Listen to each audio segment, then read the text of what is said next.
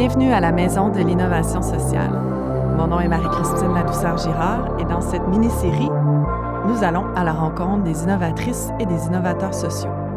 Bienvenue dans cet épisode. Aujourd'hui, on reçoit Caroline Coty, présidente, directrice générale et fondatrice de la gouvernance au féminin. Caroline, merci d'avoir accepté notre invitation. Une joie d'être ici. Merci. Caroline, quand je te dis innovatrice sociale, est-ce que c'est quelque chose qui te ressemble? Est-ce que ça te parle? Ça me rejoint complètement parce que tout ce que j'ai songé à travers la gouvernance au féminin, c'était dans une optique d'innovation.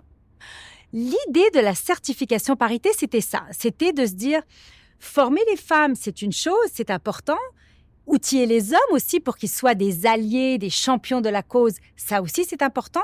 Mais s'assurer que le milieu de travail en soit inclusif, où l'entreprise comprend clairement où elle se situe sur le spectre de la parité, parce qu'on ne peut pas resserrer un écart qu'on n'a jamais mesuré, dont on ne connaît pas la magnitude ou les racines, les causes profondes. Est-ce que c'est vraiment les femmes qui ont un problème? Peut-être, il y a certaines choses à ajuster et on travaille là-dessus. Mais est-ce que cela peut suffire lorsqu'il y a des barrières systémiques dans un milieu de travail qui n'est pas inclusif? On ne peut pas avoir cet impact-là si on n'a pas fait d'abord cet audit. Tout à fait. Puis tu as nommé une notion fondamentale en innovation sociale, c'est la notion de systémique. On aime beaucoup dans les démarches qu'on va animer aller vraiment à la racine des problèmes parce que c'est en allant à cette racine qu'on peut trouver les solutions qui sont durables et efficaces. Souvent, on va se concentrer sur les symptômes. Donc ça a été au cœur de votre approche avec la certification. Absolument. Aujourd'hui, vous avez 1 million d'employés certifiés grâce aux plus de 100 entreprises. C'est quoi l'ambition? C'est quoi la prochaine étape? Eh bien, je te dirais qu'il n'y a pas de limite. Combien de millions? Je ne me suis jamais posé la question, mais déjà, la première fois qu'on a mesuré le nombre d'employés, c'était avant la pandémie et on avait 400 000 employés. Déjà, moi, ça m'avait vraiment renversée. Je ne m'attendais pas à un tel impact aussi rapidement parce que là, on parle de choses concrètes. On parle vraiment d'employeurs qui sont en train de modifier des politiques, d'implanter des initiatives très concrètes pour permettre aux femmes de progresser. Tu racontes souvent que tu es une enfant de la guerre du Liban, que ta famille était déchirée sur plusieurs continents.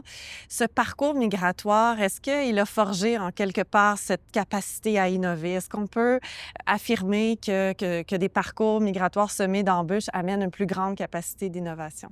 Dans les faits, je pense que la vie que j'ai vécue, mes apprentissages durant mon enfance et durant mon adolescence, c'est quand même une période très charnière dans une vie. La guerre, elle a duré 15 ans. J'avais 7 ans quand elle a commencé. J'en avais 22 à la fin de la guerre. Et cette période-là, qui est une période où on se construit, où on devient un individu à part entière, c'est une période où j'ai dû me débrouiller toute seule assez jeune. Parce qu'à l'âge de 17 ans, je suis partie parce que il n'y avait pas d'avenir possible à ce moment-là au Liban. Je suis partie vivre à Paris. J'étais sans parents, j'étais sans argent, entourée de leur amour. Et ça, je le souligne toujours, c'est très important. Les gens se disent « Oh là là, tes parents t'ont laissé partir. » Oui, mais c'était une question de vie ou de mort à cette époque-là. Et tout ça a fait que ça a construit la personne résiliente que je suis devenue aujourd'hui. Et l'innovation, moi, je pense que c'est chercher des plans B, chercher des systèmes des stratégies pour sortir de telle ou telle situation. Exactement. Donc, chaque fois qu'il m'arrive quelque chose, je me dis, OK, ça, c'est la situation. Quelles sont les options? Je ne vais pas perdre mon temps à me lamenter sur mon sort. Je dois rebondir parce que c'est une question de survie.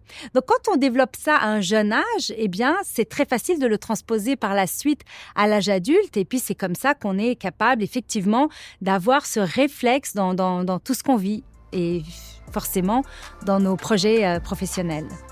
Caroline, merci d'être une pionnière sur la parité et en innovation sociale. Merci à toi. Vous voulez en savoir plus sur Village Urbain? Regardez cet épisode.